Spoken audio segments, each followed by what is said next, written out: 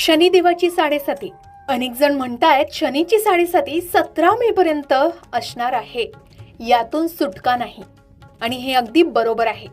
ज्योतिषशास्त्रानुसार 2026 मध्ये शनिदेव मीन राशीतच विराजमान आहेत.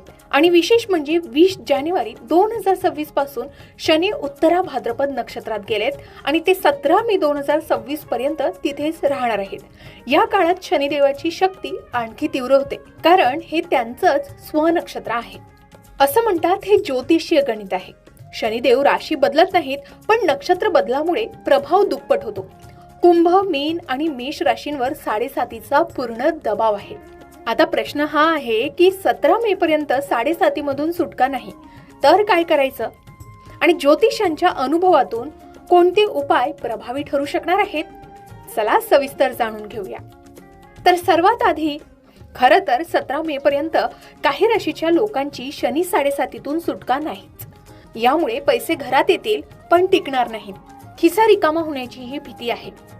शनीच्या साडेसातीचा प्रभाव हा अजून काही काळ कायम राहण्याची शक्यता असून अनेकांच्या आर्थिक गणितावर त्याचा परिणाम होऊ शकतो. पैसे हातात येऊनही घरात टिकणार नाहीत, पण का, असा प्रश्न अनेकांना सतावत आहे. ज्योतिषशास्त्रानुसार न्यायदेवता शनी यांनी अलीकडेच उत्तरा भाद्रपद नक्षत्रात प्रवेश केला आहे.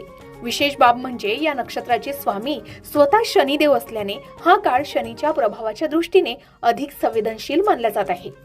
आता ज्या व्यक्ती आधीपासूनच कठीण टप्प्यातून जात आहेत त्यांच्यासाठी चिंता, दबाव आणि अडचणी वाढण्याची शक्यता वर्तविली जात आहे.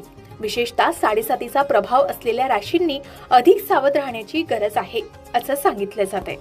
आता सगळ्यात आधी कुंभ राशीवर साडेसातीचा तिसरा आणि शेवटचा टप्पा सुरू आहे. आता हा टप्पा समाप्तीचा असतो, पण 17 मे पर्यंत उत्तरा भाद्रपद नक्षत्रामुळे हा डबल अटॅक सारखा प्रभाव पाडू शकतो. करिअरमध्ये अडथळे, खर्च वाढणं, कुटुंबात तणाव, हे सगळं या काळात जाणवत असेल. पण चांगली बातमी ही आहे की मे नंतर रेवती नक्षत्रात शनिदेव गेल्यावर हळूहळू सुटका मिळेल. अनुभवी ज्योतिषी सांगतात की कुंभ राशीवाल्यांनी धीर धरावा. हे शेवटचं परीक्षण आहे. मे नंतर नवीन सुरुवात नक्कीच होईल. दुसरी राशी मीन राशीवर साडेसातीचा दुसरा टप्पा सुरू आहे. हा सर्वात कठीण टप्पा मानला जातो. हृदय, पोट, भावना या सर्वांवर त्याचा परिणाम होत असतो.